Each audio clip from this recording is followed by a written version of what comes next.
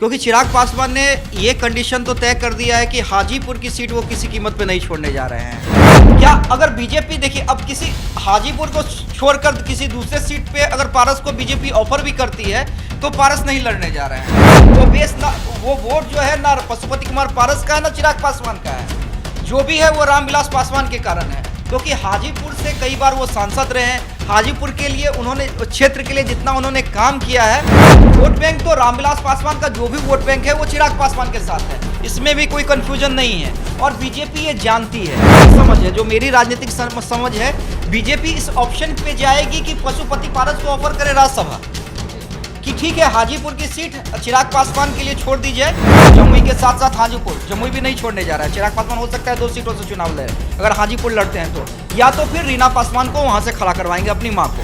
देखिए, राजनीति में ना जैसा कोई शब्द नहीं होता है, बेस्ट ऑफर की तलाश सबको चाहिए। अगर राज्यसभा के साथ साथ केंद्र सरकार आती है और ये कहा जाता है कि ठीक है केंद्र में भी हम आपको जगह देंगे। नमस्कार, आप देख रहे हैं देशवा न्यूज और मैं हूं आपके साथ दक्षा प्रिया।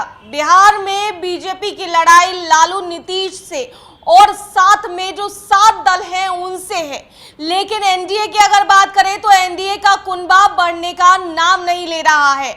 अभी भी चिराग को लेकर कंफ्यूजन जारी है। चिराग ने तो हालांकि साफ कर दिया है कि हाजीपुर की सीट वो किसी भी कीमत पर नहीं छोड़ेंगे, लेकिन अब सवाल ये उठता है कि अगर चिराग पासवान हाजीपुर की सीट नहीं छोड़ते हैं तो फिर चाचा पशुपति पारस का बीजेपी क्या करेगी। अभी हमारे साथ बात करने के लिए हमारे देशवा न्यूज के editor in chief Amit Jha sir मौजूद है और हमारे सहयोगी कौशिक सर मौजूद है। इस पर चर्चा करते हैं। सर, जिस तरीके से अब चिराग ने साफ कर दिया है कि हाजीपुर की सीट वो नहीं छोड़ेंगे, तो फिर चाचा का क्या होगा? देखिए, सबसे बड़ा सवाल है कि बीजेपी किसका साथ देती है। क्योंकि चिराग पासवान ने ये कंडीशन तो तय कर दिया है कि हाजीपुर की सीट वो किसी कीमत पे नहीं छोड़ने जा रहे हैं। और अपने एक लेटेस्ट इंटरव्यू में उन्होंने कहा है कि अगर मैं हाजीपुर की सीट छोड़ देता हूं तो मेरे पिता रामविलास पासवान को काफ़ी दुख पहुंचेगा। यानी अब इस स्टेटमेंट के बाद ये तो एकदम तय हो गया है कि चिराग हाजीपुर की सीट नहीं छोड़ेंगे। वहीं दूसरी तरफ रक्षा, आप देखिए कि पशुपति कुमार पारस जब भी वो बिहार दौरे पे आते हैं, पटना में कम हाजीपुर में ज़्यादा आपको दिखते हैं। लगातार हाजीपुर के कई कार्यक्रमों में वो शामिल हो रहे हैं और लोगों से अपील कर रहे हैं, क्योंकि वो तय मानकर चल रहे हैं कि यहाँ से मैं ही चुनाव लड़ूंगा, एनडीए मुझे ही टिकट देगी। और वर्तमान में सांसद भी हैं, केंद्रीय मंत्री हैं, लगातार बीजेपी के पक्ष में लगातार बयानबाजी भी कर रहे हैं और उन्होंने कहा है कि मरते दम तक मैं बीजेपी का साथ नहीं छोड़ूंगा। लेकिन अब देखिए, इंपॉर्टेंट कौन? बीजेपी के लिए सबसे बड़ा सवाल तो यही है ना, इंपॉर्टेंट कौन? और जिस तरह से चिराग पासवान ने हाजीपुर के लिए दावा ठोका है, तो मैं जहां तक जो मेरी राजनीतिक समझ है कि यह सीट चिराग पासवान के खाते में ही जाएगी। तो सर, ऐसे में पारस के साथ क्या होगा, पशुपति पारस के साथ क्या होगा? देखिए, अब यह बीजेपी को कन्विंस करना है।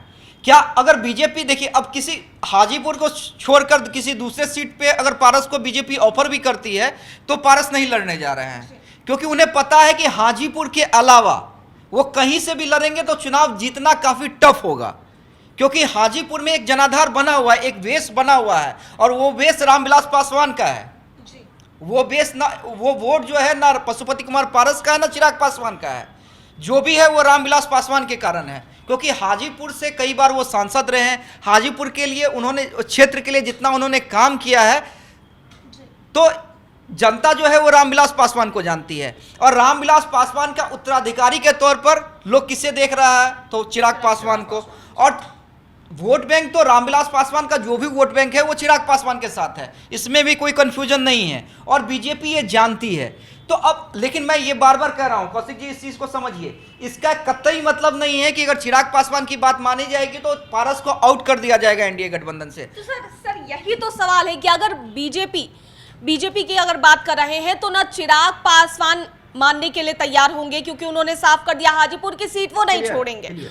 और उसके बाद पशुपति पारस भी हाजीपुर का जिस तरीके से दौरा करे, तो बीजेपी के पास फिर कौन सा ऑप्शन बचेगा? यही तो बीजेपी के चाणक्य को समझ में नहीं आ रहा है। लेकिन जो मेरी समझ है, जो मेरी राजनीतिक समझ है, बीजेपी इस ऑप्शन पे जाएगी कि पशुपति पारस को ऑफर करे राज्यसभा कि ठीक है हाजीपुर की सीट चिराग पासवान के लिए छोड़ दी जाए, चाहे अब वहां से चिराग पासवान खुद लड़े या उनकी मां रीना पासवान चुनाव लड़े, यही दो नाम की चर्चा है कि चिराग पासवान हो सकता है खुद लड़ेंगे जमुई के साथ साथ हाजीपुर, जमुई भी नहीं छोड़ने जा रहा है। चिराग पासवान हो सकता है 2 सीटों से चुनाव लड़े अगर हाजीपुर लड़ते हैं तो, या तो फिर रीना पासवान को वहां से खड़ा करवाएंगे अपनी मां को।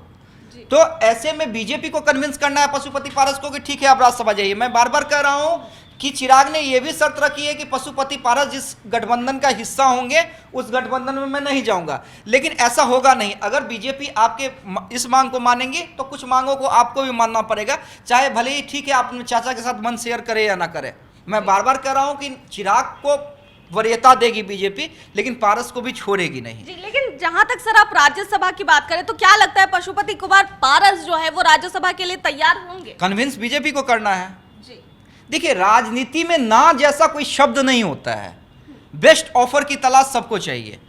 अगर राज्यसभा के साथ साथ केंद्र सरकार आती है और ये कहा जाता है कि ठीक है केंद्र में भी हम आपको जगह देंगे, तो देखिए और पारस के पास ऑप्शन क्या बचता है। आप ये देखिए ना कि जिस तरह से आप कैसर ने जाकर चिराग पासवान से मुलाकात की जो अभी पारस खेमे में है, वीणा देवी जो पारस खेमे में है, उनके परिवार वालों ने जाकर चिराग पासवान से मुलाकात की, तो चिराग का तो कुनवा जो है वो बढ़ता जा रहा है, जो पॉपुलैरिटी है वो बढ़ती जा रही है। तो मैं बार बार कह रहा हूं कि प्रथम वरीयता जिसे कहते हैं प्रथम वरीयता, तो वो चिराग को बीजेपी देने जा रही है। हाजीपुर जिस तरह से दावा किया है और अगर अपने दावे से पीछे नहीं हटते हैं तो हाजीपुर की सीट भी जो है वो चिराग पासवान को ही जाएगी।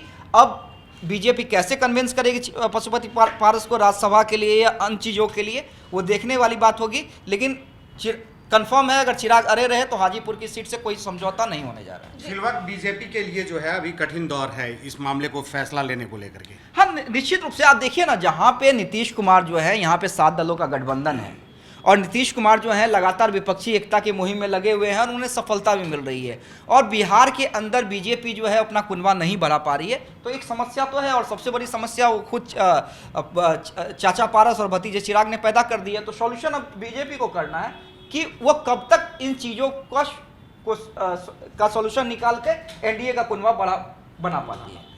तो देखिए चर्चा हो रही थी चिराग पासवान और चाचा पशुपति पारस को लेकर, क्योंकि चिराग पासवान ने जहां तक साफ कर दिया है कि हाजीपुर की सीट अब वो नहीं छोड़ेंगे, लेकिन चाचा पशुपति पारस भी लगातार हाजीपुर का दौरा कर रहे हैं। ऐसे में अब देखना होगा कि किस तरीके से चाचा और भतीजे को बीजेपी कन्विंस कर पाती है, कन्विंस करने में कामयाब हो पाती है या नहीं। देशवा न्यूज में फिलहाल के लिए इतना ही। बने रहिए हमारे साथ देश और दुनिया की तमाम खबरों के लिए। धन्यवाद।